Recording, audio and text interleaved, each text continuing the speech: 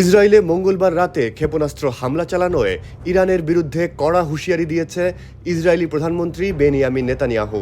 Netanyahu বলেন, Iran আজ রাতে বড় ভুল করে ফেলেছে, এজন্য দেশটিকে চড়া মূল্য দিতে হবে।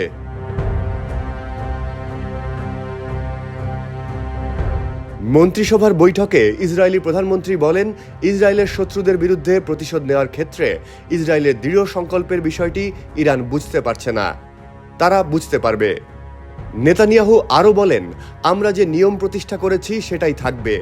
যে আমাদের ওপর আক্রমণ চালাবে, আমরাও তাদের ওপর পাল্টা আক্রমণ চালাবো।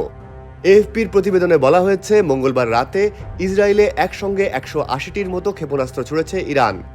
এ হামলায় এখনও হতাহতের কোনো খবর পাওয়া যায়নি।